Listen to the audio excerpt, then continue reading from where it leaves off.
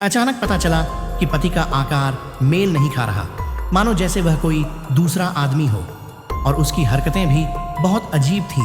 दोनों की शादी को 10 साल से भी ज्यादा हो चुके थे।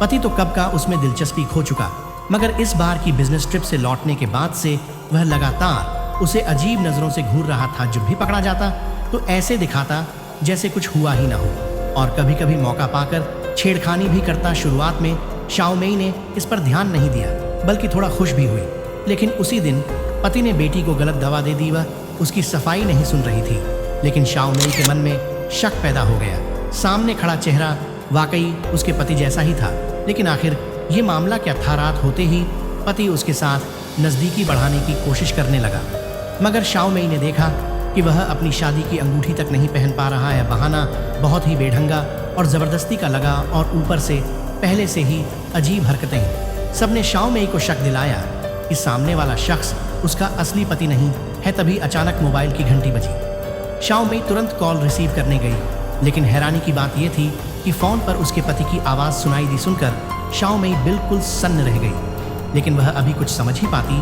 उससे पहले सामने वाला आदमी शक में पड़ गया और उसने तुरंत फ़ोन छीन लिया।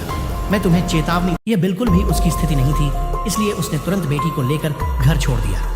आदमी सीधा वहीं खड़ा रह गया।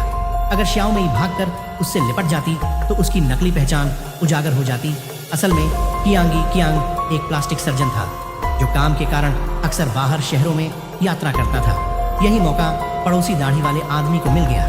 वह हमेशा शाओमेई की सुंदरता पर नजर रखता था, अक्सर अपने घर की बालकनी से उसे चोरी छिपे देखता और जानबूझकर अकस्मात मुलाकात का मौका बनाता, ताकि दोनों के बीच नज़दीकी बढ़ सके। लेकिन शाओमेई के दिल में सिर्फ अपनी परेशानी थी, उसे किसी और पुरुष में ज़रा भी दिलचस्पी नहीं थी। लेकिन दाढ़ी वाला आदमी बहुत बेशर्म था। उसने यह कहकर ज़बरदस्ती शाओमेई को अपनी गाड़ी में बैठा लिया कि इतने सारे सामान के साथ उसके लिए चलना मुश्किल है। रास्ते भर वह रियर व्यू मिरर से शाओमेई को लगातार देखता रहा। शाओमेई के उत्तर जाने के बाद उसने मोबाइल निकाला और कार के डैश कैम में रिकॉर्ड हुए वीडियो को ध्यान से देखने लगा। शाओमेई को अपनी साथी बनाने के लिए उसी रात उसने एक रहस्यमयी फ़ोन कॉल किया। अगले दिन कियांगी को बाहर काम के लिए निकलना था। जैसे ही वह कैब में बैठा, ड्राइवर ने अचानक गाड़ी की रफ्तार बढ़ा दी। जब कियांग को शक हुआ, तभी ड्राइवर ने एकदम से ब्रेक मार दिया। कियांग कुछ समझ पाता उससे पहले ही उसे बेहोश कर दिया गया, और उसी पल उसकी किस्मत बदल गई। जब कियांगी हैरान था, तभी एक आदमी फूलदान उठाकर। आदमी हैरान रह गया जब उसने देखा कि सामने खड़ा शख्स बिल्कुल उसी की तरह दिखता है। वह कुछ समझ ही पाता उससे पहले पीछे खड़ी पत्नी ने उसे जोर से मारकर बेहोश कर दिया। जब कियांग होश में आया तो उसने खुद को एक गली में फेंका हुआ पाया। उसे समझ नहीं आ रहा था कि पत्नी ने उस पर हाथ क्यों उठाया, इसलिए वह घर लौटकर पूछना चाहता था। लेकिन रास्ते में जब वह एक शोरूम के शीशे के सामने से गुजरा, तभी उसे एहसास हुआ कि उसका चेहरा बदल चुका है। अब उसे समझ आया कि उसकी पत्नी ने उसे क्यों नहीं पहचाना। लेकिन फिर सवाल यह था, घर में मौजूद वह आदमी आखिर कौन है। सच्चाई जानने के लिए कियांगी तुरंत पुलिस थाने पहुंचा और रिपोर्ट दर्ज कराने लगा। तभी बगल में झगड़ा हो गया और पुलिस वाले उन्हें रोकने लगे। इसी दौरान कियांगी की नज़र दीवार पर लगे एक वांटेड नोटिस पर पड़ी। उसने देखा कि उस पर छपी तस्वीर उसकी ही थी। पुलिस को शक न हो, इसलिए वह तुरंत वहां से निकल भागा। बेबस होकर वह अपने पुराने प्लास्टिक सर्जरी अस्पताल पहुंचा और ऑफिस से कुछ छुपाए हुए पैसे निकाल लिए। उसे समझ नहीं आ रहा था कि उसके साथ ये सब कौन कर रहा है। ऊपर से अब पुलिस भी उसे वांटेड मान रही थी, इसलिए उसने अस्थायी तौर पर अपनी पहचान छुपाने का फैसला किया। लेकिन उसे यह नहीं पता था कि इस सब के पीछे वही दाढ़ी वाला आदमी है जिसने उसका रूप धारण किया है।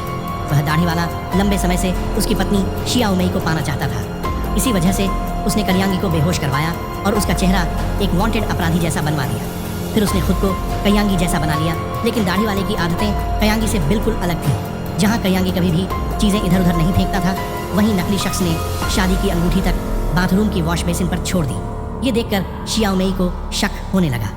इसके अलावा वह बेटी की दवाई तक गलत ले आया, जिससे शाओमेई का शक और गहरा गया। आखिरकार एक रात कियांगी ने शाओमेई को फ़ोन किया और बताया कि वही असली पति है, घर में मौजूद आदमी नकली है। इसके बाद वही घटना हुई जो कहानी की शुरुआत में दिखाई गई थी। शाओमेई ने बेटी को साथ लिया और घर छोड़ने की कोशिश की, लेकिन रास्ते में फिर से नकली कियांगी ने उन्हें रोक लिया। कियांगी ने समझाया कि वही उसका असली पति था, लेकिन इस समय शाओमेई किसी पर भी विश्वास करने की हिम्मत नहीं कर पा रही थी। तभी अचानक दाढ़ी वाला बाहर आ धमका। दोनों के बीच तुरंत हाथापाई शुरू हो गई। पीछा करने के दौरान दाढ़ी वाला अचानक सड़क से गुजरती कार से टकरा गया और दूर जा गिरा। उसी वक्त उसकी मौत हो गया। बाद में पियांगी ने बेटी के साथ DNA टेस्ट कराया। इससे न केवल उसकी बेगुनाही साबित हो गई बल्कि उसे फिर से पत्नी का विश्वास भी हासिल हुआ।